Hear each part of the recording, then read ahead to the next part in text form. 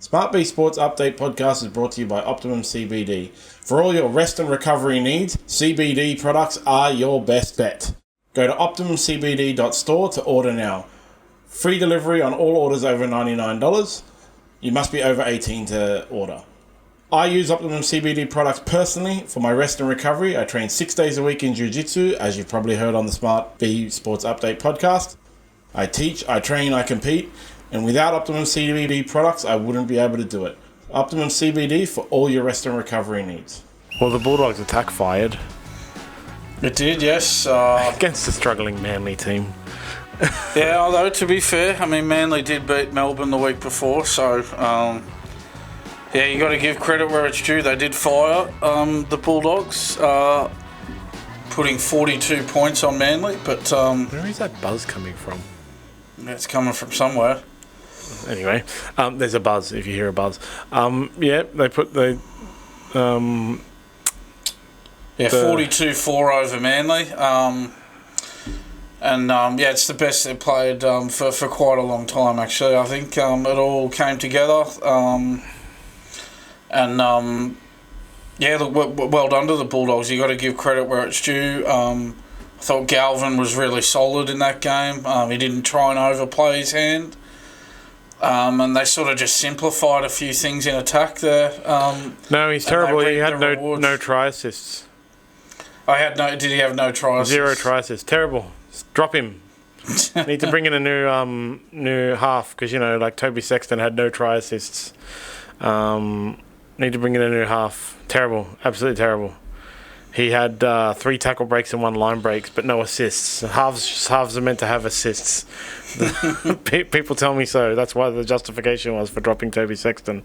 I get the feeling really like that it didn't matter who the half was because the way the Bulldogs play is not built around their halves setting up a lot of stuff. It's that line break assist and... So, like, for example, Stephen Crichton had 3 line breaks. I watched the game, right? And this was like Stephen Crichton and Bronson Cherry got all the line break assists, but they were all off passes from the halves or, like, quick tap-ons with plays that were set up from the halves. And that, like, I don't care what anybody says. They use all this justification for dropping Toby Sexton because he only had 3 try assists or whatever for the year. That is actually how the Bulldogs play. And I think the fact they scored 42 points and that style of play kind of proves it for at least 1 week. Yeah, I mean, they're not going to bring Toby Sexton back now, though, are they? But I mean, and that's the thing with Connor Tracy going down injured. They've moved Jacob Carraz to fullback. Now, you know, an out-there option could have been to move Bronson Cherry to the wing, Matt Burton to the centres, and bring Toby Sexton back into the halves, but that was never going to happen. They're not going to make wholesale changes like that at this stage. Much easier to just move Carraz to fullback and bring Rina Kama back in, who scored the match-winning try in his first 2 NRL games. And he's back, and I'm glad he's back.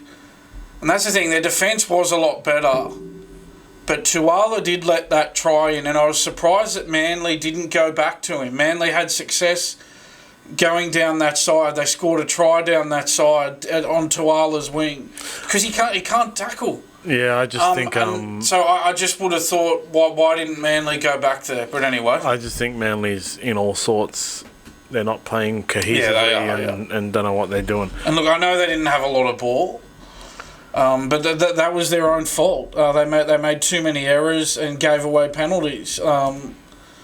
So yeah, they were starved of possession. But you know, yeah, you got to fix up your discipline and get back in the arm wrestle to get an even share of possession. Oh yeah, I just think they're not going to do anything for the rest of the year because Anthony Seibold is not going to be able to get them back on track after the Daly Cherry-Evans drama, and that stuff's still going on. Yeah, and look, I'd say if they don't make the 8, Seibold will go. Yep, I agree. There's a lot of coaches that look like they're going to get sacked though, so I don't know where they're going to get all these coaches from. I don't think there's enough coaches to get coaches for all the coaches that are going to get sacked this year, because you got Adam O'Brien Anthony Seibold, Shane Flanagan now is getting sacked. I heard last week. I don't think it's true, but like there's just now all the rumors are starting about which coaches are going to be sacked, and Des Hasler is sacked or retired, even though Des Hasler said he's not. You know, there's about 8 coaches that are getting sacked this year, and there ain't coaches to replace them. Anyway, that was kind of off topic, but we can talk about Wayne Bennett.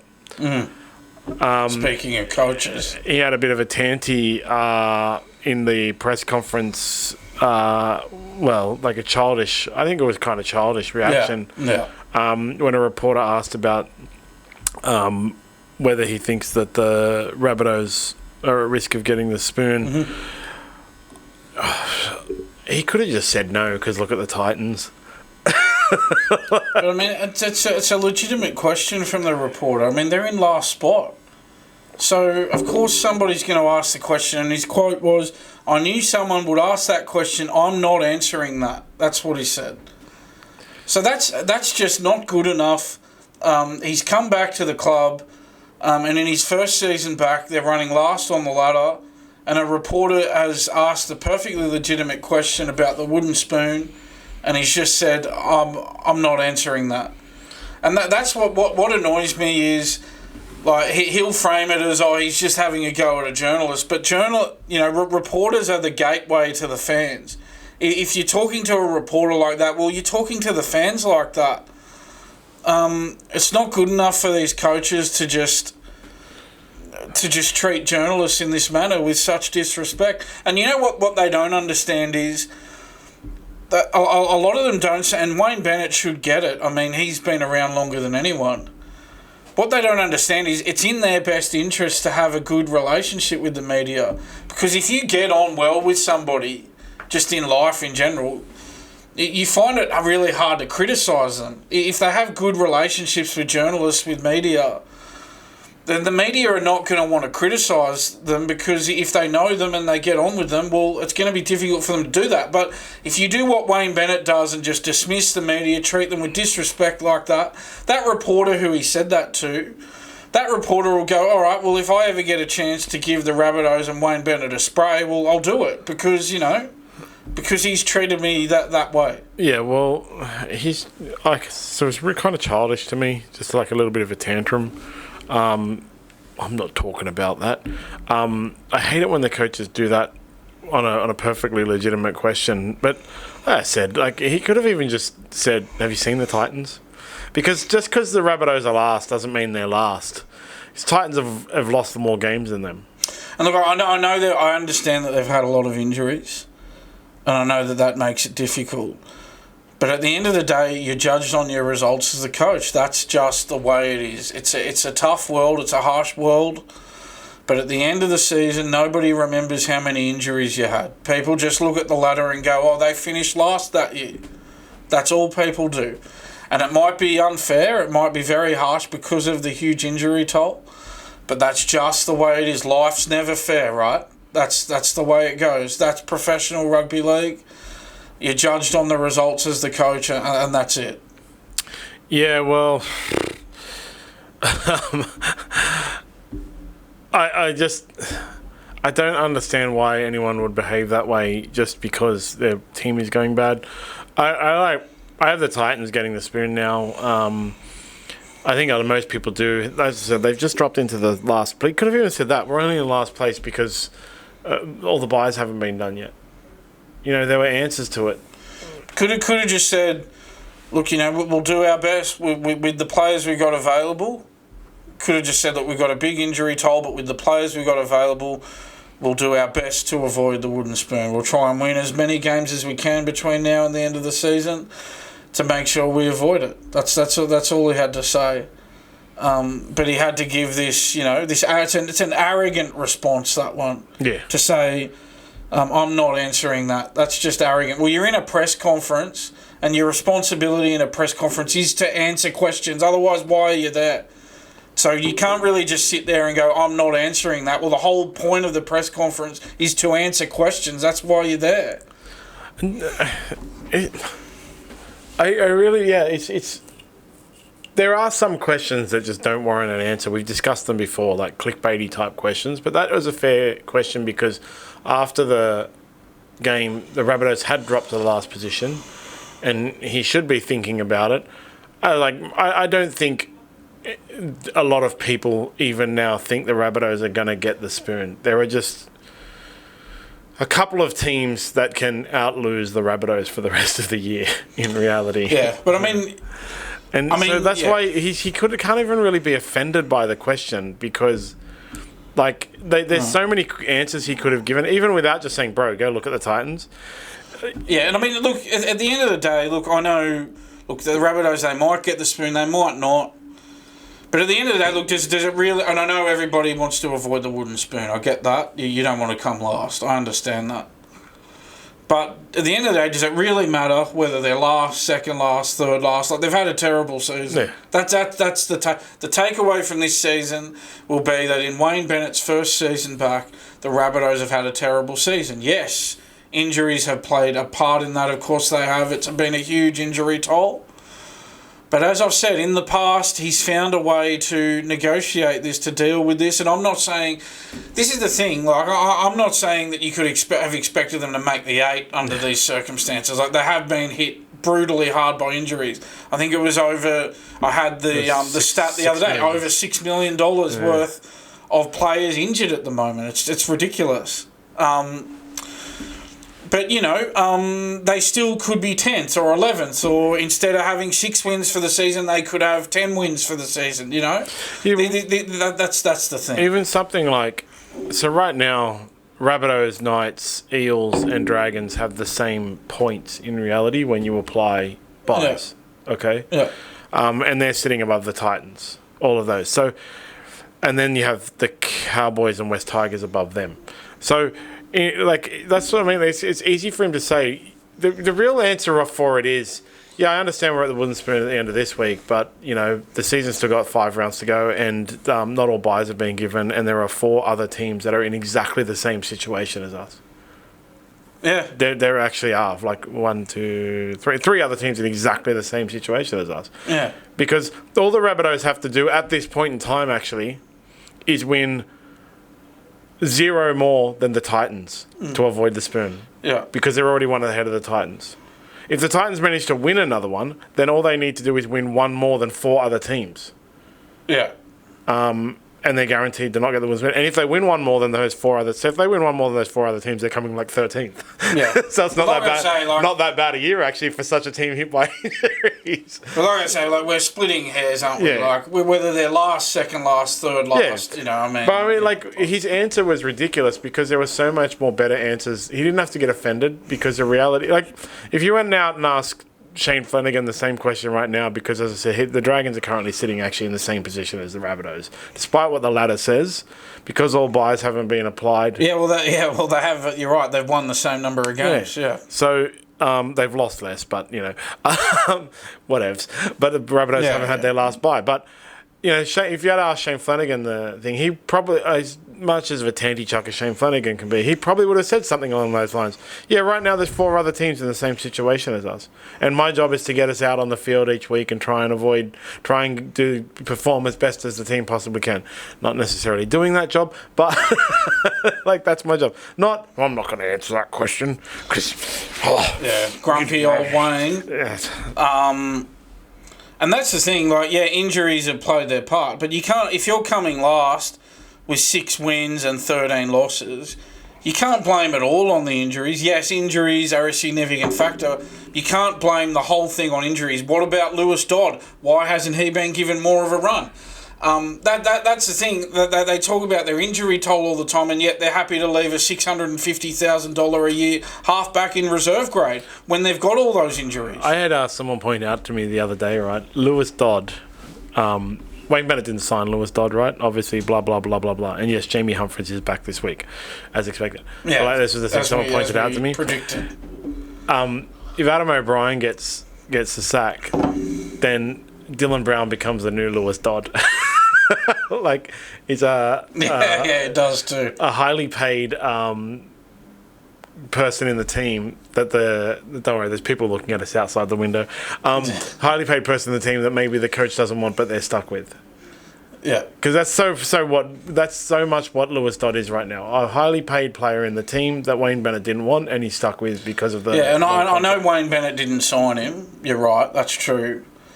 But you would think if you've got over $6 million in players sidelined with injury, that you would call on a $650,000 a year halfback to play in first grade. It's still a weird I would situation. have thought at that point he would get a run in first grade. Well, they've named a guy, Ashton Ward, this week, who finally has a profile on the NRL site, but still doesn't have a photo. Over Lewis Dodd. Okay, so at least he has a profile now. Oh, it's so bizarre. So Lewis Dodd's been bumped back to the reserves list after one game. So that's just terrible treatment, just not given any, a consistent go at it. I think Wayne Bennett's just treated him terribly. Yeah. He gives him one game at halfback last week, and now he just bumps him back down to the reserves. Why not give the guy, they did lose to the Sharks, but geez, they fought hard and they put up a fight.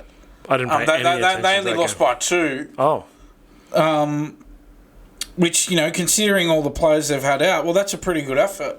Yeah. But, you'd think, their season's gone, they're last. There's only a handful of games to go. Give the guy a consistent run at halfback. Give the guy a chance. Don't just play him at halfback one week and then bump him back to the reserves. Stick at it for a few weeks. They did pretty well against Cronulla. All right, they didn't win. They lost 14-12. But they got a huge injury toll. Yeah. So give Lewis Dodd a go. Just bump him to the reserves after one game. He must hate him. What's Lewis Dodd done to Wayne Bennett? Slept with his mum. Seriously. I got nothing. It's so bizarre. It is a bizarre situation. But I like that analogy. Dylan Brown is going to be the new Lewis Dodd. Just a guy that you're stuck with because he's so expensive. That if you're not Adam O'Brien, you just as a new coach, I got this guy that I can't get rid of, and actually I don't want him. He's not part of my team. But but twice as bad. Exactly twice as bad. 650 to 1.3 million. I don't. Like I said, I don't think the Rabbitohs are going to get the spoon. I think the Titans will, but Ricky Stuart's had something to say about that. Ricky Stuart's come out a lot this year, actually, in defence of other people. Yes, this is the point here. And it's funny, right? Because we talk about Ricky Stuart every year. Not just on this podcast, but everybody in the world talks about Ricky Stuart every year about how much he complains because his teams normally actually go pretty poorly.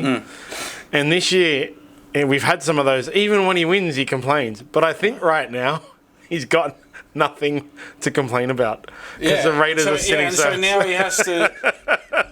But isn't it funny? You mentioned, and you're right, he has talked a lot about other clubs this year. He said that... Titans play. He defended Des Hasler, said Titans players should have a bit of a look at themselves. He had a go at the media over their treatment of the Flanagans. In his view, he doesn't like the treatment of the Flanagans. And he also said, the other thing that he said was that the Knights should re-sign Dane Gagai, which I think I'm pretty sure they have done that. They've actually done that. He was a little bit offended because they lowballed him. Because, Dylan Brown's taking all their salary cap. So, But, I mean, so Ricky Stuart's asked them to re-sign him, and they have ended up re-signing him. But the point here is, all of a sudden, Ricky Stuart's the big expert and telling everyone else what to do. Oh, they've had one good season. They're on top of the ladder now, right? They've had a great season, right? But he still hasn't won a premiership since 2002. 23 years, that's a long time ago. Even a broken clock gets it right twice a day. Finally, they're having one good season, and all of a sudden, he's the expert on everything. Just, it's so funny how he still has something to complain about, but there is nothing that he can complain about for the Raiders. So he's found other things to complain about. Yeah, 100%. 100%. It's so funny, man. 100%. If that's how you go through life, thinking that you have to complain about everything in life. I used to have this conversation with my son because he's a goddamn just complains about everything, like negative Nelly, right? As kids are, young people are. And he always said complaints are good. And I tell him, actually, complaints aren't, because when you complain a lot, nobody pays attention to your complaints. Constructive criticism is good, but complaints are not, okay? Yeah. And so Ricky Stuart just goes through life complaining about everything.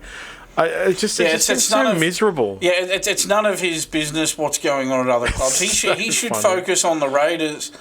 They've got a shot at the title this year, so he's got plenty to focus on there. Is he doing that should be his sole focus. The question is he doing so little at the Raiders that he can pay attention to other clubs? And maybe that's the real secret to Ricky Stuart's coaching. Don't coach your team. Like, what's going on, brother? Just go into your press conferences and talk about the Raiders, not about every other team in the competition. As I said, he hasn't coached a premiership win since 2002. Like, if you're there long enough, eventually you'll have a season where things go your way, right? And that's what's happened for the Raiders. Use the least amount of players, etc., etc. Yeah, they've had a great run with injuries. They've won a lot of close games. They've had a lot of good fortune this year, and okay, look, good luck to them. They're first on the ladder after, at the back end of the season, so you got to give them credit for that.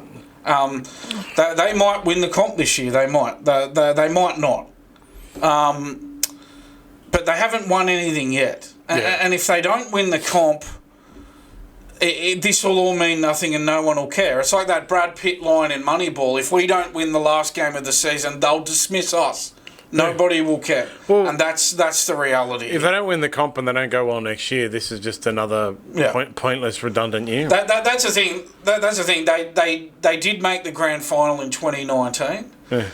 But since then, he hasn't done much, and he's been allowed to hang around because his mates in the media have protected him for 6 years.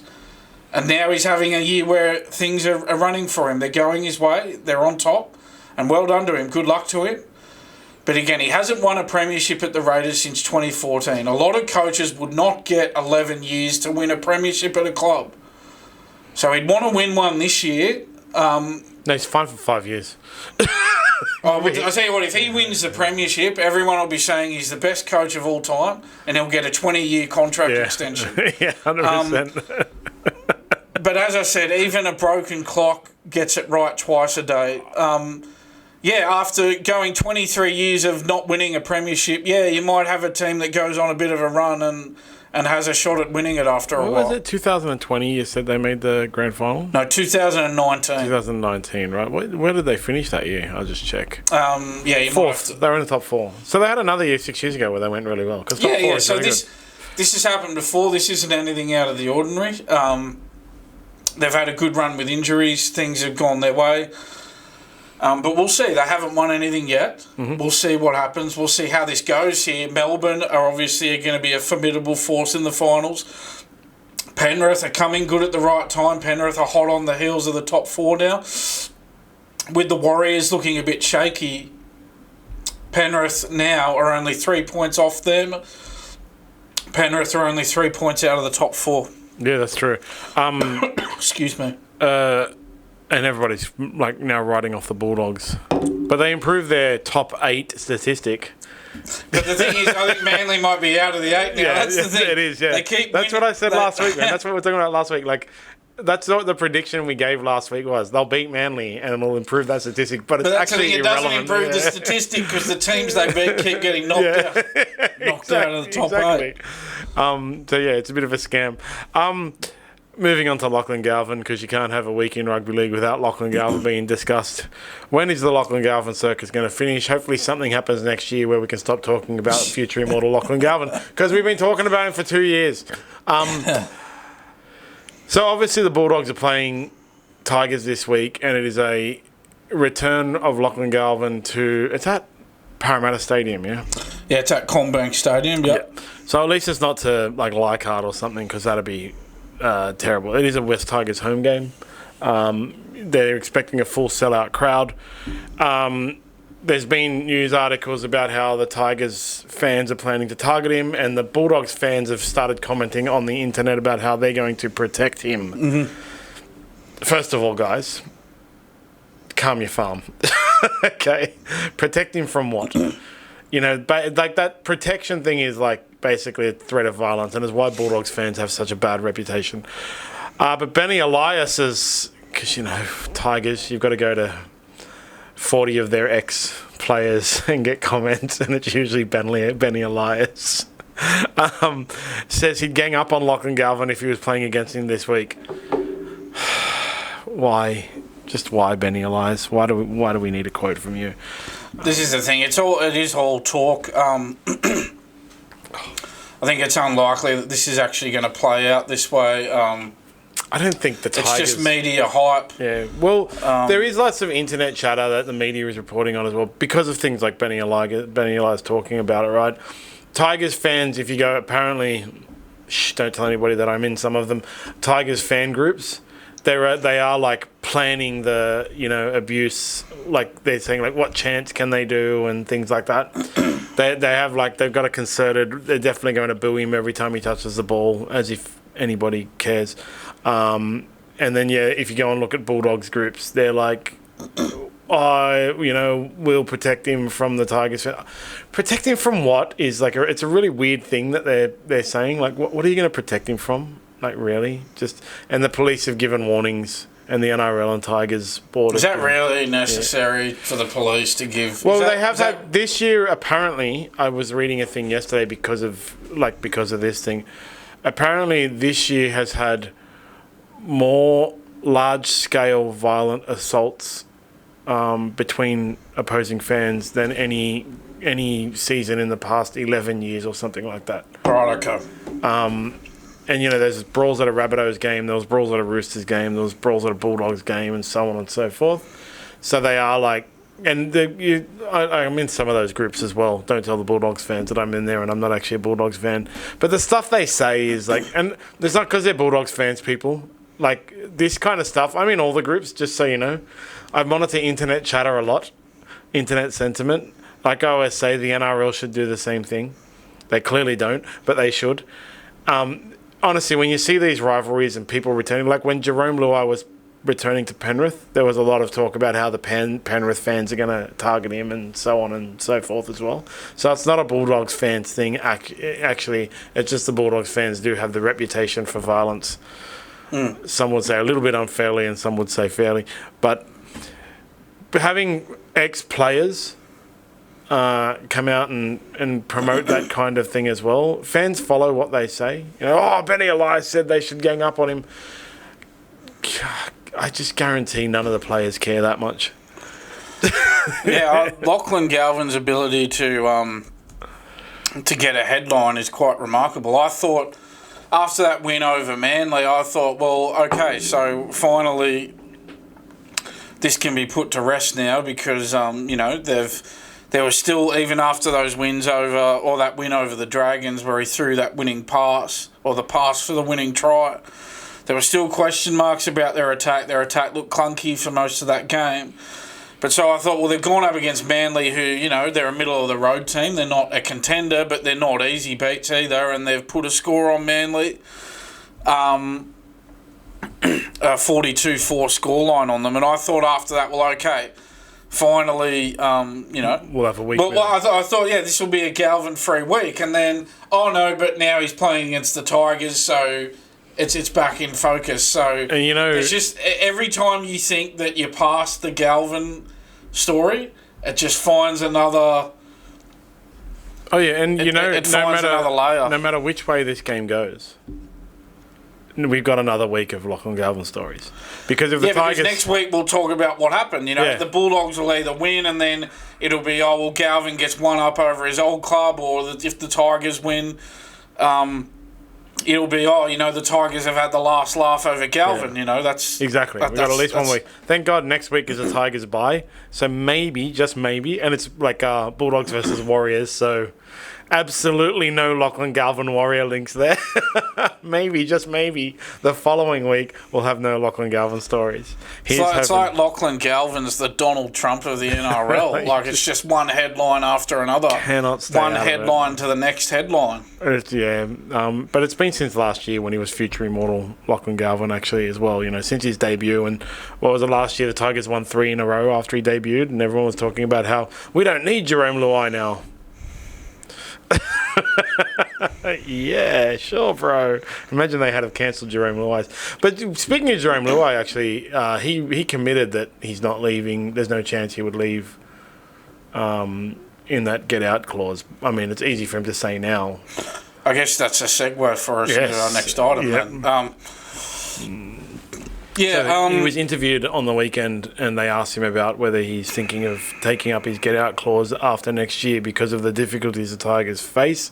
And he reaffirmed his commitment to the Tigers and, just because something's hard, you shouldn't leave and so on and so forth. But that's the thing. Talk is cheap when the clause is still in the contract, exactly. right? That's what I was going to say. You can say it all you want. We'll see what happens at the end of next year. But it did give Tigers fans a little bit of a breather for the week. But he hasn't been playing well. No, his stats are not very impressive this season. So he hasn't scored a try for the Tigers.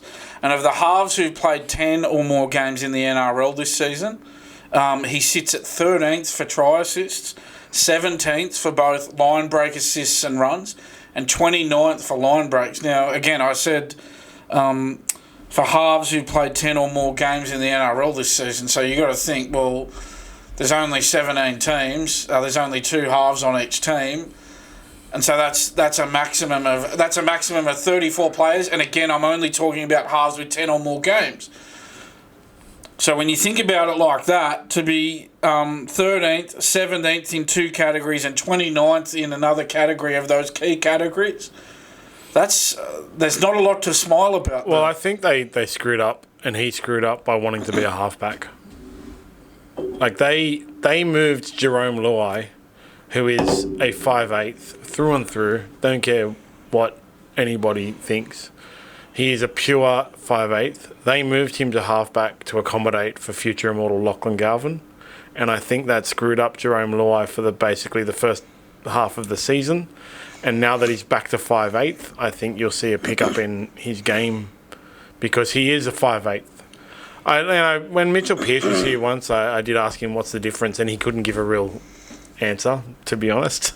But when you watch games, he pointed out that's because of the way the game is played these days. You have one half on either end of the field, and they're in their corridors, and so there's not that much of a difference because you go left to the 7 or right to the 6 or the other way around. I don't know, but then that person manages that side of the field.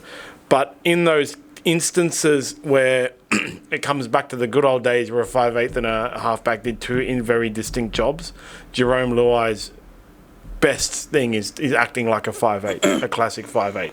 Yeah. And now that he's been moved back to 5'8", I think only for 3 weeks, I think it's 3rd or 4th week he's been back at 5'8". I think you'll see a much better Jarome Luai. It has also been the stuff around him that's obviously the Lachlan Galvin thing. When you talk about he's 13th and stuff like that, the Tigers also kind of suck. So they're probably in that same low level in a bunch of the stats too across the board. And halves cop the blame, even though forwards, West Tigers are 13th. Forwards should cop more of the blame than the halves, I think, all the time. Halves can only play well if the forwards play well. Right? There's nothing a half can do if the forwards don't play well. I guess the only thing you'd say to that is he's on 1.2 million a year. So he has to stand out more because of his job requirement and the cost he's on, right? Yeah. You expect Kalen Ponga to stand out more. When you have a struggling team, so a lot of the times when you have a struggling team, there will be a player in that team that stands out so much that they actually look better than they are, right? So, and it's just because they are doing everything in that team. So their stats will be really good. And you would expect from the Tigers that should be Jarome Luai, but actually this year it's Terrell May. Can't get a start at Origin, but he's still the best player in the Tigers field, in the Tigers group. But and he's on a small amount or something like that. But you would expect that in a struggling team, Jarome Luai would be a very, very highly standout player because of his price and who he is, but he's just not. And I really think it has a lot to do with the fact they saddled him with that. Well, he wanted to be a halfback and he shouldn't have. I don't know. Yeah, well, I mean, he's under contract until the end of the 2029 season on a 5-year deal, but he does have this clause which would allow him to leave at the end of 2026. Now, The theory is starting to become, well, if maybe he should go and take the clause out because he'd struggle to get the $1.2 million a year now if he went onto the open market. Now, the counter to that, though, is that, we do have new teams coming in who are looking for a big fish. The Perth Bears, the Papua New Guinea team. Those teams are floating around. Perth are trying to get Cameron Munster. They want big fish, these teams. They need these big names to, to sell their new club to people. So, I'm a bit in two minds about that. But my first thought is he's not playing like someone who should be on $1.2 million a year. At the moment, he's not.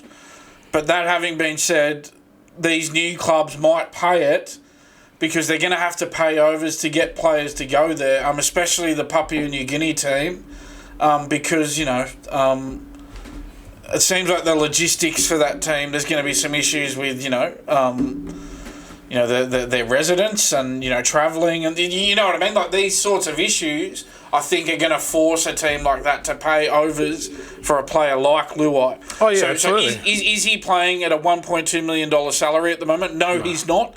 Would he get $1.2 million a year if he leaves? He might, but only because of these expansion clubs. If, hypothetically, these expansion clubs weren't coming in, I don't think he would get that money at another NRL club if you exclude the expansion clubs. Most assuredly, he might at the Titans because they'll pay anything for anything right now. But he don't want. That's the thing. He has still won 4 straight premierships. The only way he's going to get that money anywhere else is if he goes and plays goes to another struggling club or an expansion club. I think some of the struggling clubs, the Knights would have paid him 1.3. But isn't it funny how at the start of the season when the Tigers started really well and Penrith was struggling, people were saying, "Oh, look at Luai, his stocks have gone up. He's left Penrith, they're struggling. The Tigers are going well with him." Yeah, and now look at how that's flipped. Well, it was over the course of the season. Now people are thinking, well, did Penrith's success have a lot to do with Luai? And now they're looking at Penrith shooting back up the ladder and going, well, maybe this had a lot more to do with Cleary. Well, it was funny because at the beginning of the year, Penrith were really bad, and their 2 major losses last year were Jarome Luai and Fisher Harris. Yeah. And the Warriors were going really well. And it was like, man, maybe Fisher Harris had a lot to do with it. But Panthers, I think the Panthers were really heavily affected by that, more affected than any club ever by the Las Vegas hangover, actually. Yeah. I really think, I know, if you go back and look since Las Vegas started in our second year, all the clubs that went to Las Vegas, struggled, except for the Raiders, for some unknown reason. Maybe Ricky Stuart needs to go to Las Vegas every year. And just the Panthers were hit by it the most, that Las Vegas hangover. And now, they're coming good. That theory does stack up. And I think maybe another reason why it took him a little while to get going, Penrith, was that they didn't rush Blaze Taulagi. Ivan Cleary waited until he felt like he was ready to slot in there. And he was prepared to wait, and he was prepared to take the hit early in the season. And I guess when you have 4 premierships in the bank, you can take that hit early in the season. But he was prepared to wait with Taulagi, held him back, and now he's going gangbusters. I think the first reason, you're right, Vegas hangover, plus Taulagi taking a bit of time to get used to their system, or to actually get in the team in the halves, and then once he was in the team, get used to the system. But now that that's all happened, look out. Penrith are on the charge here towards 5 in a row. Yeah, oh God, I hope Penrith don't get into the top 4. Tell you what, the Warriors are looking shaky. I know, the Warriors are looking shaky. They're only 3 points behind.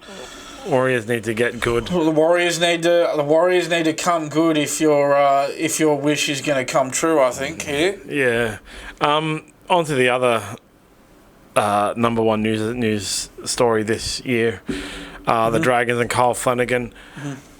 It was on NRL 360, right? Braith Anasta was pushed a little bit to he was. He manages Lachlan Ilias. I don't think he was all too happy about it. Did you see his facial expression? He didn't look happy. He didn't. I think he might have had some words when they went to an ad break. So he was kind of pushed to reveal Lachlan Ilias' feelings around the Kyle Flanagan saga and how everyone's just stuck behind him. Obviously, it's a little bit harsh for Braith Anasta. We make fun of Phil Gould and he's whining about it. Braith Anasta doesn't want to be a player, doesn't want to get asked about his player agent stuff, then don't be on a panel, basically. You have to, he has to live with it. But obviously he manages Lachlan Ilias, and Lachlan Ilias is stuck behind Kyle Flanagan and Lycan King Tong here at the Dragons.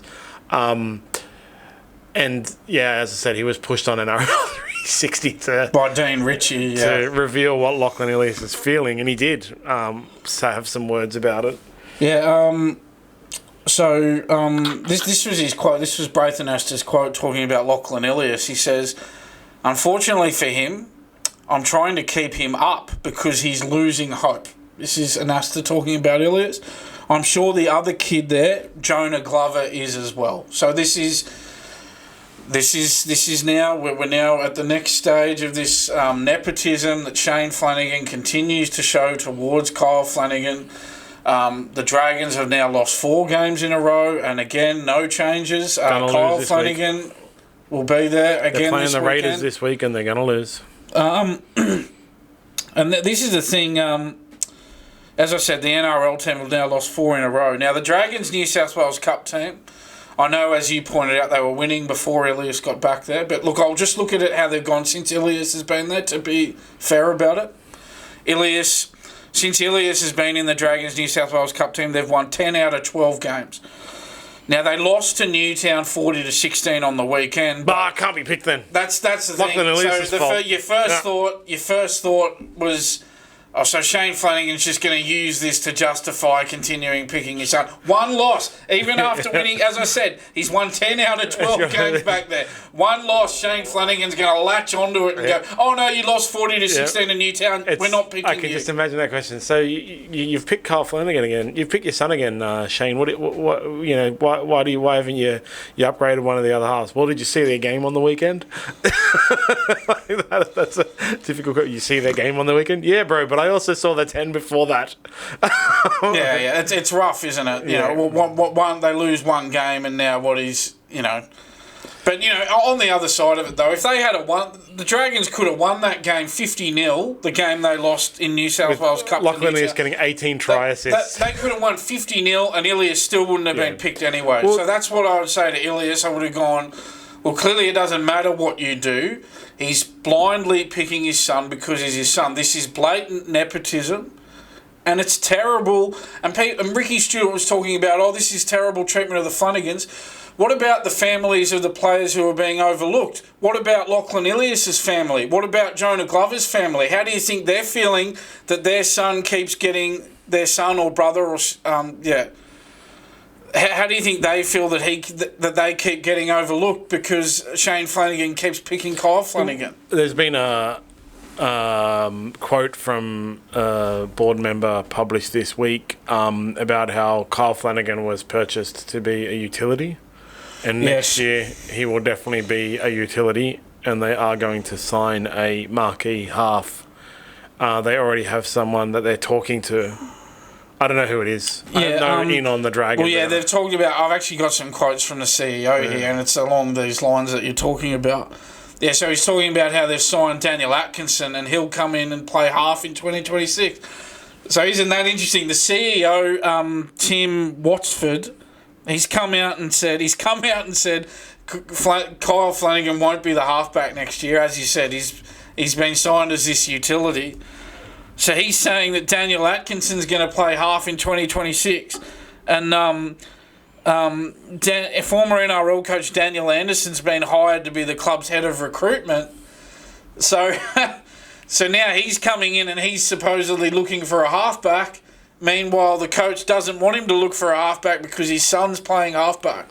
So one thing I did read was Daniel Anderson is looking to replace from the first grade squad Damien Cook, Clint Gutherson. It was like a list of all the players that Shane Flanagan had hired. Yeah. What's his name? Emery Gula? Gula. Yeah. Blake Laurie, what's that? The ex Origin player that just got in, Jaden Sewer. Right. And move Kyle Flanagan and then recruit a marquee halfback to partner Atkinson in the halves. So that leaves Ilias and Glover out on the outer as well. Okay, because that was what I read. Like, he's looking to recruit a marquee halfback to partner Atkinson in the halves. So if I was Elias or Glover now, I'm looking at, give me a release, go to the Super League. That's what I'm looking at. Ilias should get a start in the Super League. Yeah, he for sure would. Yeah, 100%. So if I was Lachlan Ilias, that's what I'd be doing. Look, I think Lachlan Ilias has grounds to get a release from his contract. He could say, look, I've done all this in reserve grade. You continue to overlook me for first grade selection, even though the first grade team is struggling. So I want a release. I want an immediate release. I'm going to go somewhere else. Well, there's a few clubs in even the NRL that would probably sign him, you know. Oops. Yeah, at the right price, yeah. If you could get him on minimum wage, you'd probably take him. So as a halfback, like, you know, Yeah. there's probably a few clubs that go halfback or 5'8" because you can play both. Because all he really needs is a run, right? And there's a few clubs that might sign him at like the 500K mark as a half, you know. You reckon he'd get that much? Yeah. As a half, yeah, but like not as a first grade half. First choice, first grade half, I reckon so, yeah. Probably around 500K. That's not much for a half, though. Yeah. I'm not sure I'd pay 500 for him, but no, I don't. Because you got to remember the clubs that are struggling have to pay overs as well. So there is probably a few clubs in the NRL right now that could use like a half, an established half that would pay the overs of fight. Like again, the Titans. They could use Lachlan Ilias. Titans need to do something. Rabbitohs need to replace Lewis Dodd. Yeah, I mean, look, Look, the thing is, He came from the Rabbitohs. I would take Elias, but I wouldn't sign him as a first choice. I'd sign him as depth. I'd sign him as. I'd sign him as like fringe player. If there's injuries to your top halves, he comes in. That's how I would sign him. See, at his last two clubs, But that having been said, I'd pick him ahead of Kyle Flanagan, though. But at his last two clubs, he's been signed as a first choice halfback, and most people would say unfairly dropped because the club is struggling. And I think that has damaged his reputation. Because at the Rabbitohs, if you remember, he was dropped, and like he wasn't the one that was out of form out of the two halves. It was actually what's his name? What's that? Cody Walker. He's the 5'8" that the Rabbitohs, right? Yeah. So at the time, Latrell Mitchell and Cody Walker... injured, yeah. Latrell Mitchell and Cody Walker were super out of form, and Lachlan Ilias copped the blame and was dropped. Like, Lachlan Ilias was in fine form. There was nothing wrong with him, but they couldn't drop Cody Walker because that's the way NRL clubs seem to bloody think. You can't drop your marquee players. You got to drop the other guy. And then he's been moved to the Dragons, and at the time when he was dropped, he wasn't out of form. He was an adequate half. And what should have really happened in reality is Kyle Flanagan should have been dropped and Glover or King Tonga should have come up, right? So that's why I say he's probably worth around $500,000 to a few of the struggling clubs, because there are a few clubs that he would walk into and be that first choice half. As I said, at his last two clubs, he was signed as a first choice half.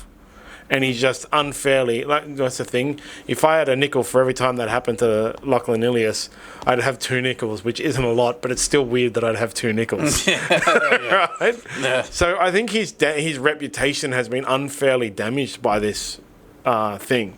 Oh, this has been... Like the past two clubs. This Dragon scenario...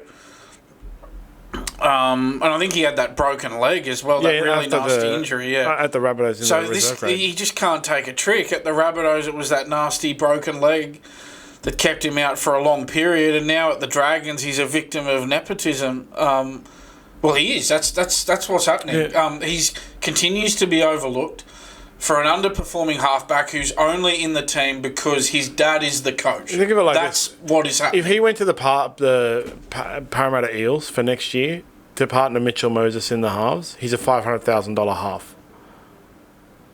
You know, because he would be partnering Mitchell Moses. So I guess what you're saying is if you did sign him as a first choice half, he would get $500,000.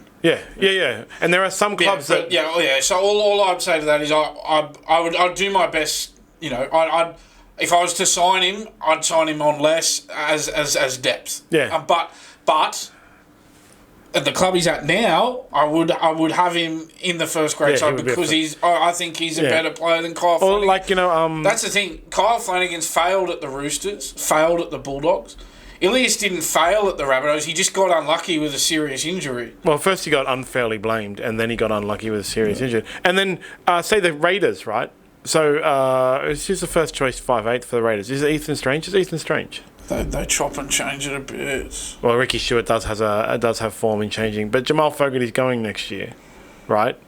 So if they have a good 5'8", if the Raiders had a good 5'8", and they needed if they had a, not a superstar, but a high value 5'8", and they needed a lesser value halves partner to partner him in the halves. Lachlan Ilias is a good $500,000 choice to be the first choice halfback with a good 5'8" inside of him. I just think Lachlan Ilias is, like I said, I think his reputation has been really damaged because a lot of people are saying the same as you, and I tend to agree with you that, for most clubs he's going to be signed as depth, but you got to remember, it really does my head in because, even though I think the same thing, because as I said, he was signed by the Rabbitohs as a first choice halfback and then copped blame unfairly and was dropped. And then he was signed by the Dragons as a first-choice halfback and then copped the blame unfairly and dropped.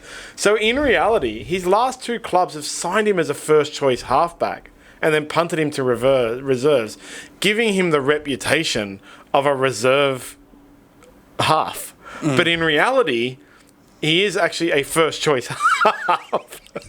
But we don't really know because he never gets to bloody play. I just, the poor guy, his reputation has been just destroyed by this treatment, I think. Yeah, it's Ethan Strange as the 5'8" for the Raiders. Partnering Lachlan Ilias and Ethan Strange with Jamal Fogarty going is not a bad halves partner. Ethan Strange pretty good. He would obviously be the dominant half, and Lachlan Ilias could play halfback, and it's not a bad $500,000 signing to go into the halves with a higher paid, better half. Same with, like I said, Mitchell Moses at the Eels. Have the Eels replaced their Dylan Brown? I think they've dropped Dylan Brown now. Is he injured? Have they replaced Dylan Brown? It doesn't jump out at me. They've dropped Dylan Brown, right? He's not actually injured. Riles, ditched him. He's we're going bad, so we may as well get rid of you now. Yeah, he's reserved. This is second or third week in a row he's been reserved. Yeah, he's they've sort of cast him aside. Yeah, Dean Hawkins is partnering Mitchell Moses in the halves, and I don't really know much about Dean Hawkins, but if I had to pick Lachlan Ilias over Dean Hawkins as my first choice signing, I'm leaning in the direction of Lachlan Ilias at the moment, just based on his performance in reserve grade for the Dragons and the fact that he was signed as his last two clubs as the first choice half and then shafted by them. Poor guy. Yeah, the Raiders have played Ethan Sanders in the halves this season. That's why I got a bit Ethan Strange. Ricky Stuart has form changing halves. But it's usually Fogarty and Strange. Yeah. But Sanders has had a run in the halves this year as well. Yeah. So just getting back to this this situation with the Flanagans. Now, the CEO says they're in a market for a halfback for next year. And he says Daniel Atkinson will play half in 2026. So I find it quite funny how the CEO has felt like he's had to come out and say this publicly. So this is obviously the CEO taking a shot at the coach. Obviously the CEO knows what's going on here.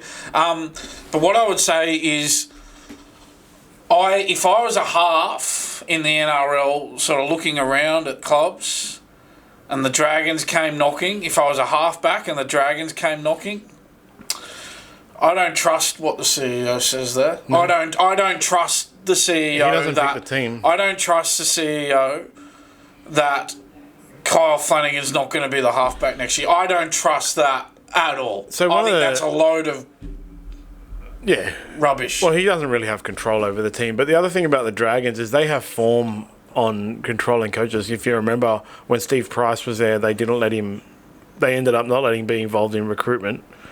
And I believe the same thing happened to Mary McGregor. They stopped letting him be involved in recruitment. When the team is going badly, they tend to take away the person's right, the coach's right to recruitment. And now they brought Daniel Anderson in a couple of weeks ago to take over recruitment. Yeah. And this spin that the CEO is putting on, this is the quote from him. He says, Kyle is there fulfilling a role for 2025 and fulfilling it well. Now we're in the market and we'll be in the market for a marquee halfback. So the spin is, oh, look, he's just filling in for this year. This is not a full-time permanent arrangement.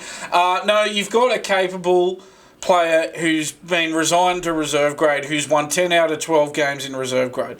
So this spin doctoring that the CEO is coming out with, no, it doesn't work because you've got a clear other option there. That might work if they literally had no other options. Let's say that they had nobody in reserve grade. Maybe he could get away with this. Oh, he's just filling in this year. We've got a half coming next year. No. I'm not buying it, sorry. Their plan was to have Elias and Amon as the halves and Flanagan on the bench. That was their plan, right? And then Amon got sacked because he chases people around the streets with a hammer. Yeah, it's not the smartest idea, is it? But again, I go back to Lachlan Ilias was signed as a first choice half man, and they as you said, like you can't as a half going to the Dragons. What can you if you start losing? All that's going to happen is Shane Flanagan's going to put Kyle Flanagan back in as the solution. Anyway, yeah, I just don't. I don't know what halves are available on the market right now. Anyways. I just don't. I don't believe that. I think no one would. No one does. He's telling fibs. As you said, he wouldn't know. It's not up to him. He's the CEO. He's not the selector. He doesn't pick the team. He's not the coach. I wouldn't doubt that he believes what he's saying. Obviously, the heat's been so strong that he's had to comment publicly and he's had to say something. Some people believe it when they say the earth is flat. That doesn't make it true. I have no doubt he believes that next year there's no chance that Kyle Flanagan will pay half back. But come round one, and when Shane Flanagan takes over the team sheet, the CEO has no say on anything. Okay, so we can come back to these quotes. Round one next year. Yeah. He says that he says that Daniel Atkinson, who they've signed from the Sharks, will come in and play half in 2026. So let's see if that happens. And he's also said that they're in the market for a marquee half as well. So yeah, I don't know who they're going to hire. But even if they don't sign anyone, well, all right. Well, let's all keep our eyes on the Dragons team list. Round 1, 2026. Will Daniel Atkinson be the halfback or not? And if he's not the halfback, we can come back and call out this CEO for these fibs he's been telling Shane you. Flanagan didn't listen to you, brother. Did you watch the Eels game? Yeah, I saw the second half, incredible, unbelievable result. And really not the result that the Broncos would have wanted at all. Did you see the footage of Michael Maguire on that last play? Yeah, where he thought they'd won it and then it got called back for offside. Yeah. The range of emotions that we went through in that 20 seconds. So there's been a lot of talk about Reece Walsh. And I think it mainly comes down to the fact that he was offside. Well, was he or wasn't he offside? When you compare him to James Tedesco, if you watch the James Tedesco one, James Tedesco was about 48 metres offside and wasn't called back, but Reece Walsh was 48 millimetres offside and was called back. Comes down a lot to that, the fact that he was offside and mistimed his run. And then because of that, and because of the dramatic circumstances surrounding that, people have gone back and looked through the entire game and at Reece Walsh's silly plays and the nonsense that he did throughout the game, and so I've been heavily critical of him. But what somebody really needs to do is go back and look at how Reece Walsh plays every single week, because that is actually how he plays every single week. He is the most minute-to-minute rocks and diamonds player I have ever seen in my life. In not just in attack, but in defence as well. He's always doing silly nonsense in a defence and attack, and then he'll do this flash of absolute brilliance. It's minute to minute with him. This is the thing, and with a player like this, you've got to make a choice. I heard him compared this week. He was compared to David Warner in the sense that one game he'll come out and score 100 off 60 balls. The next game he'll get out for a duck, but you have to take him as he is. So there's one line of thinking that you just got to take Reece Walsh as he is. there's another line of thinking that no, well, he needs to rein himself in. The issue is if you rein him in, does that mean that you're getting a different version of Reece Walsh and you lose all the good plays he comes up with as well? You can leave him to do whatever he wants if the rest of the team can cover for the mistakes. Actually, that's you think true, about it like the Bulldogs, right? We talked about the Bulldogs a few times through this season, especially about how they sit quite high on the ladder of negative play in defence, right? They have quite a few missed tackles, things like that. But they're okay to cover it. They have the confidence, for the most part, except for that current winger that keeps letting him tries. For the most part, that's him. For the most part, they have the confidence and ability to make, as a team, to make up for the mistakes. No matter who misses the tackle, for the most part, there's somebody there backing it up. And if the Broncos had players around Reece Walsh who could make up for the being offside or missing that tackle or being way so far out of it's unbelievable. So I've watched some like TikTok cuts, like where is Reece Walsh? And there's like a line break and it's like a line break or whatever, or a kick and Reece Walsh, and then it's like zoomed out and he's like over here and the ball's over here and like stuff like that. So many cuts of stuff like that. If you had a team around him that could make up for his absolutely wild mistakes, then it wouldn't matter. That's the thing. So Billy Slater used to do the same thing at the Storm, but he had Cooper Cronk and Cameron Smith there to right the ship for them. Reece Walsh doesn't have Cooper Cronk and Cameron Smith with him. So Reece Walsh, he set up that try that was scored by Billy Walters. And he had that match-winning try that wasn't at the end of the game that was taken off him. But he also made 3 errors as well. And I think you got a point. It depends who he's got around him. And again, unlike Billy Slater, he doesn't have Cameron Smith or Cooper Cronk there, I guess, to allow him to make the mistakes that he makes. Yeah, and that's like because his mistake. But like so, Billy Slater is actually a very good comparison because Billy Slater would make the mistakes and they wouldn't be as like wild as Reece Walsh's ones, but he would really like make. He was often offside. Yeah, I remember, and it was a huge mistake. It was a really costly mistake. It cost Australia a World Cup where he threw that pass on the inside that went to no one, and then Benji Marshall picked it up and scored that try. So that's a Reece Walsh level mistake, and that was in a match where Billy Slater didn't have his Melbourne Storm he had some, but not the whole Melbourne Storm team around him to cover for him. And that gives a classic example of the actual issue with Reece Walsh.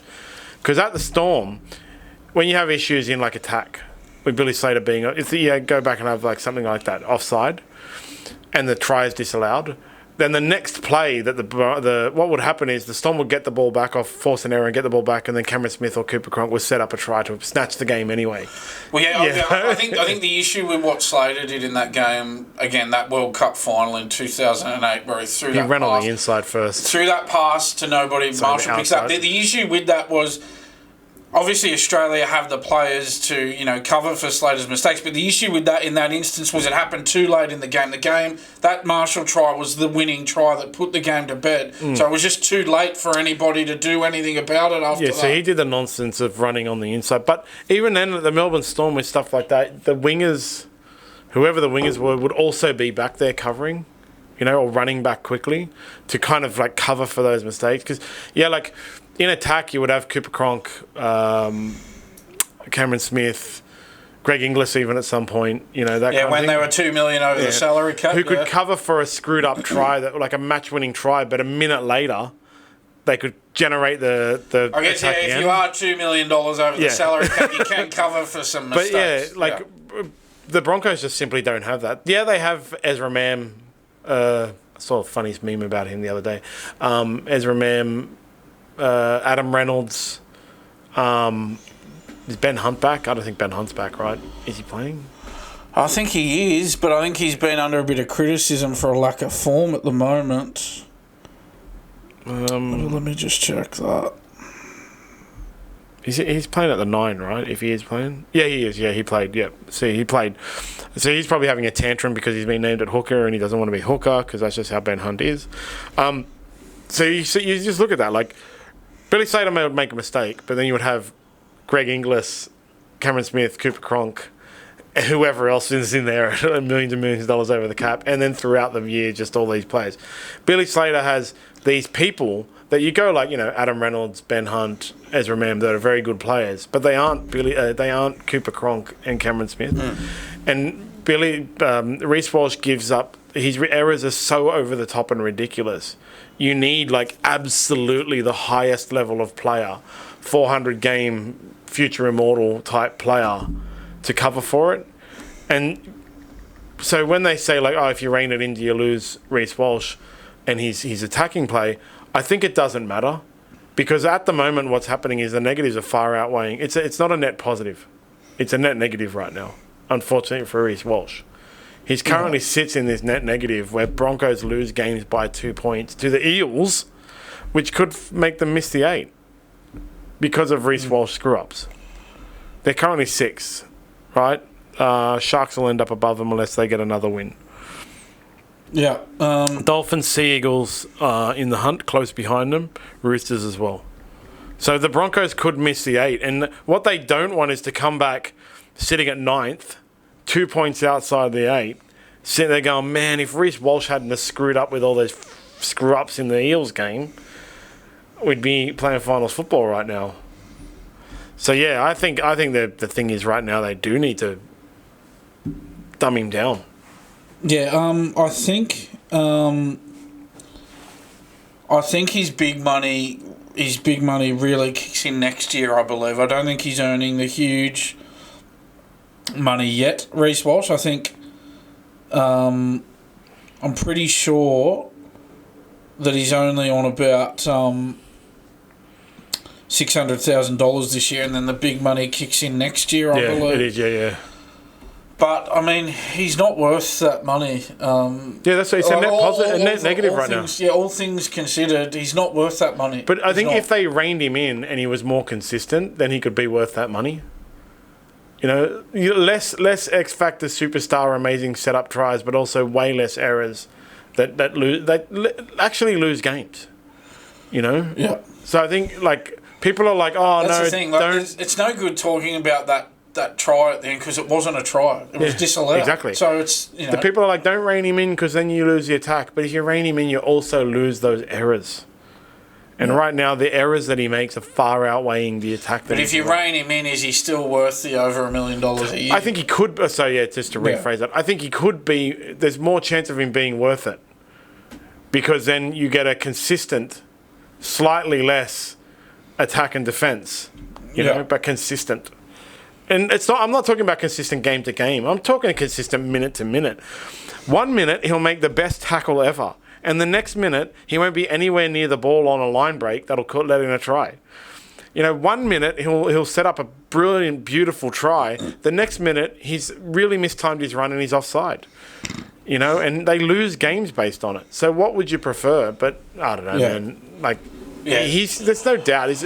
We could go down. Reece Walsh could go down actually as the next Latrell Mitchell.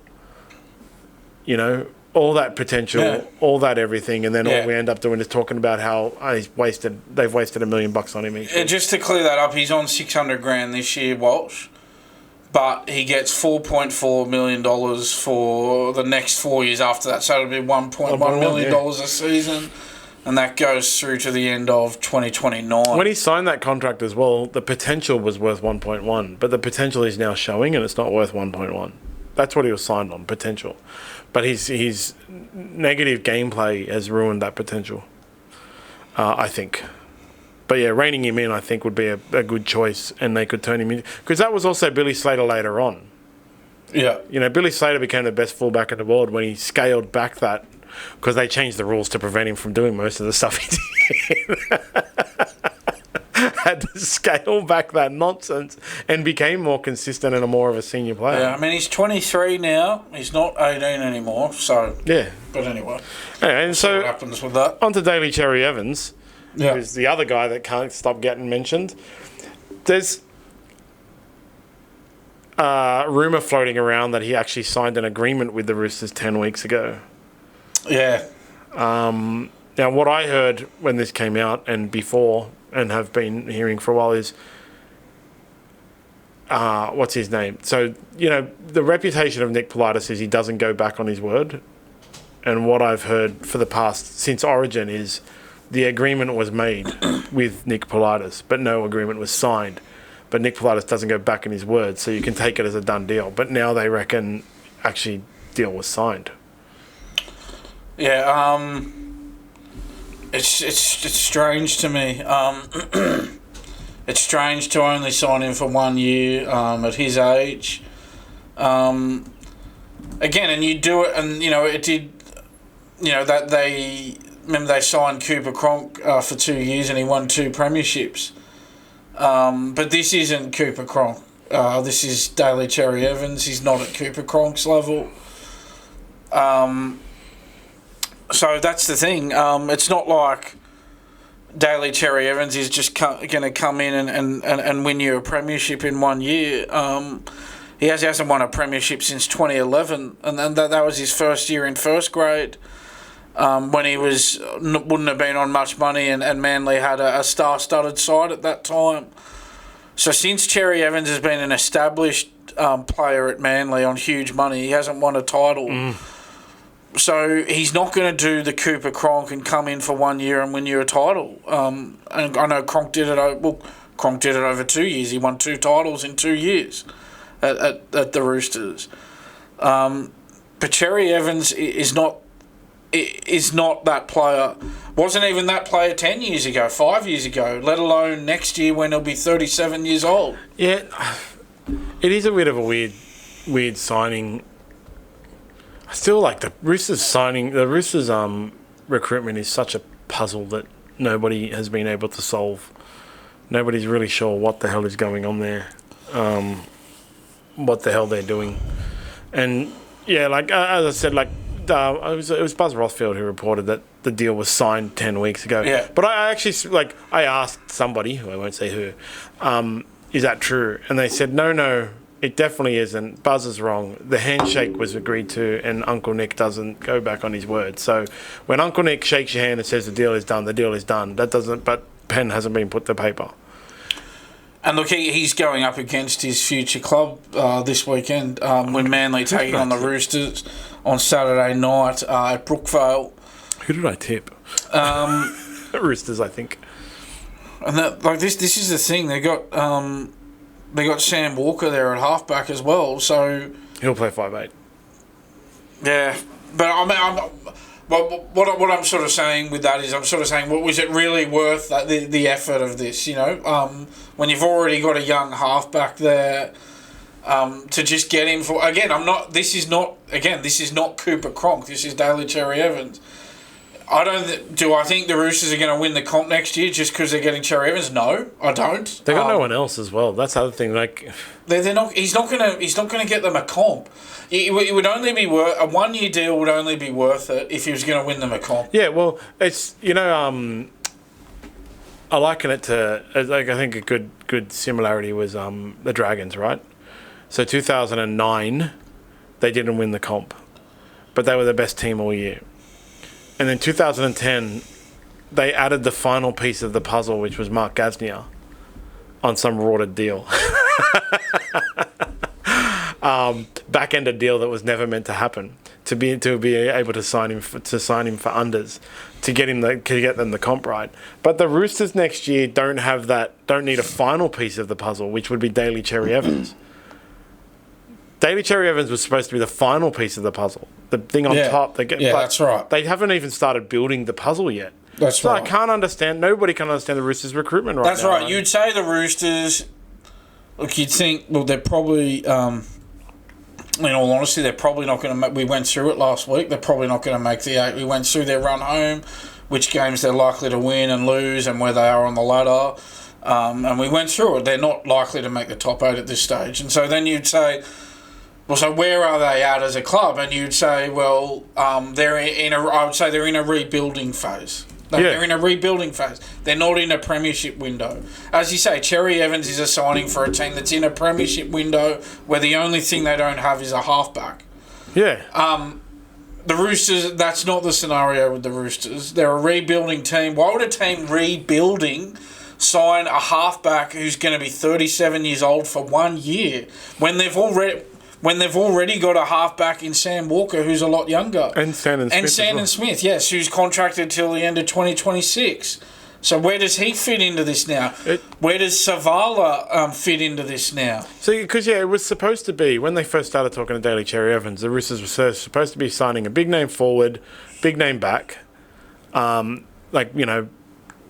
building their puzzle and then putting Daly Cherry-Evans in on top to get them over that line to make them premiership contenders. But instead, they've signed their cherry on top first, and they're forgetting the ice cream and the whipped cream and the chocolate topping. Bro, you're just eating a cherry here. So yeah, that's right. I'm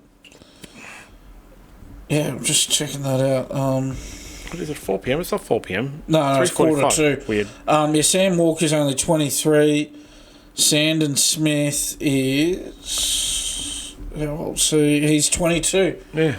And Savala, I think Savala's even younger. Like 18 or 19 he's younger. Or something like that, man. Savala is...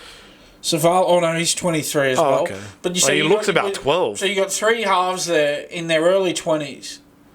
And you're a rebuilding club. And yet you go and sign what will be, when he gets there, a 37-year-old halfback for one season. Doesn't make sense to me. It's weird. Anyway, that's rugby league for the week. Yeah, bunch of weirdness going on. Yeah. So our big takeaway today is the Raiders are having one good year, one good season. Ricky Stuart hasn't won a premiership since 2002. Hasn't won a premiership in his time at the Raiders since 2014.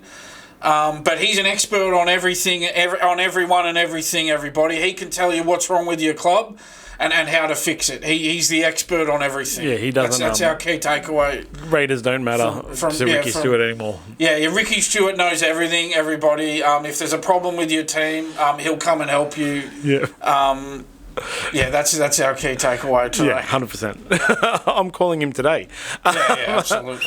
Woke up this morning after 2 hard training sessions. Oh my God, I have so much washing, and boy, does it sting! But luckily, I have Garami Cleaning Codes Gear Guard, Clear the Funk, proud sponsor of SmartB. I've tried all of the ones that are around, and they're the ones that I suggest. They leave my clothes after training smelling like nothing. They don't do this thing where they smell like chemicals or flowers, and they don't advertise themselves as being a washing powder replacement. Instead, you add 1 cupful to your laundry, and off you go. Head to GaramiCleaning.co and buy yours now. GearGuard is a proud sponsor of the SmartB Sports Update.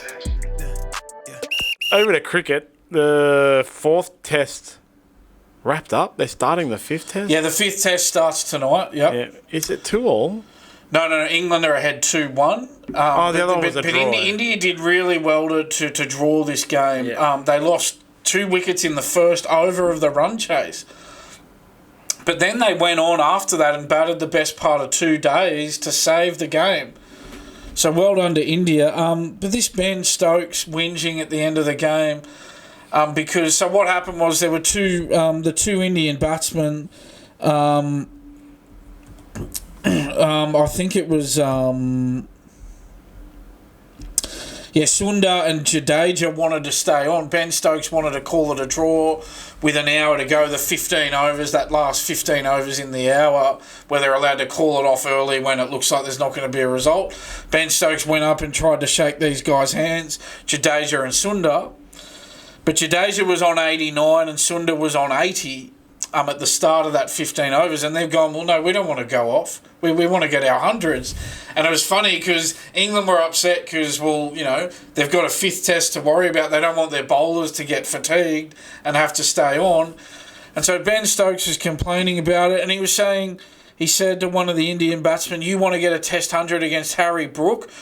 As if to say, well, Harry Brook's not much of a bowler. But it's like, what? Your front-line bowlers couldn't get them out either. These guys are nearly on 100. Their front-line bowlers couldn't get these guys out either. So how rich is it for Ben Stokes to say, you want to get 100 off our part-time bowlers? Their best bowlers couldn't get these guys out either. They couldn't get... They had 2 days to get them out, and they couldn't get them out. It's so funny, man, like how much... It's a really funny thing because it's like... the Indians just basically wanted to stat pad. Like that's what they were trying to do, like pad their stats. And one of the things I was talking to someone yesterday about a big cricket fan and big into the IPL and stuff and all of those other domestic competitions. They get really into BBL and they're into the South African one. And they were saying, like, they were talking about this. Was it last night, talking about this, right? This kind of thing. And they were like, what's happening now in a lot of cricket around the world is these players are just doing whatever they can to stat pad in these meaningless tests and meaningless ODIs and meaningless T20s so they can get their stats up. So when it comes time for those auctions, they can earn more money. Yeah. And he was like, I'm so sick of international cricket. I just want them to get rid of international cricket, like these stupid international crickets, because all the players are doing now is using them as ways to boost stat pad and boost their value in the IPL and other auctions around. I don't know how much truth there is. I just thought it was really funny. Like, really. I guess the thing about this, though, is, they wanted their hundreds, but it was also in India's best interest to play out. Oh, yeah. And that's the thing. I think what happened was once they got to their hundreds, then they called it off. But they should have played out the whole time because... Again, England weren't bowling their best bowlers, but just keep them out in the field, keep them fatigued, because they got to play another. This game finished on Monday morning our time, and the next test starts tonight. So it was in their interest to get England fatigued by keeping them out in the field for as long as possible. It's just really funny to me because the domestic T20 competitions. I don't know how much truth there is to it, because fans will often apply conspiracy theories to how players behave, okay, especially in cricket. But it's really funny to me how much fans are thinking these T20. There's so much money in these T20 domestic competitions that it's influencing how players behave and how, even because it's not up to these players whether they stay out there, right? It's up to the team captain and all that kind of stuff. But even the team captain is willing to let them stat pad so they can boost their values in T20. Because some of the players now, international players, are playing in 9 domestic T20 competitions throughout the year and earning so much money. They just don't want to play international cricket anymore.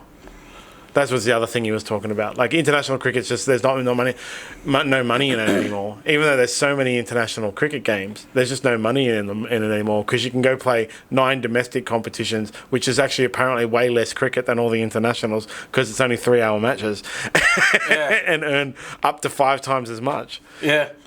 But this, what a circus this was. And these England players were having a go at those Indian batsmen, saying...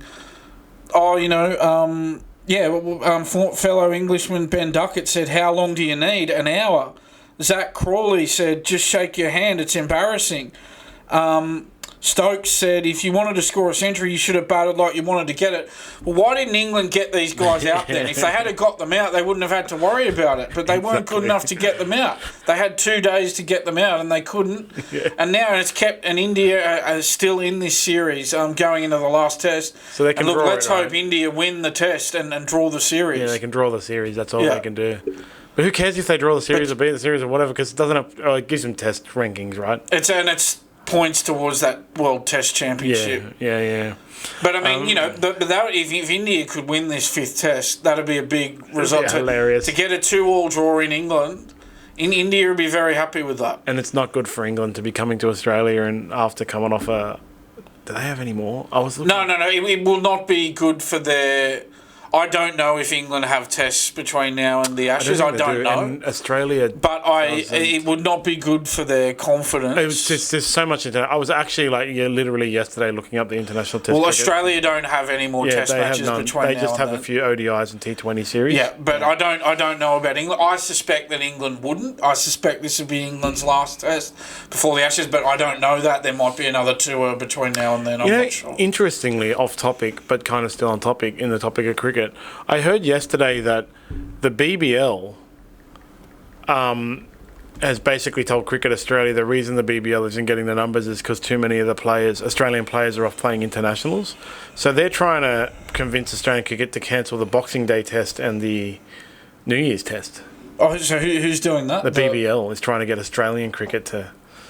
Oh, so what? So do they think that because they're playing those tests, is that stopping them getting the big names? Yeah.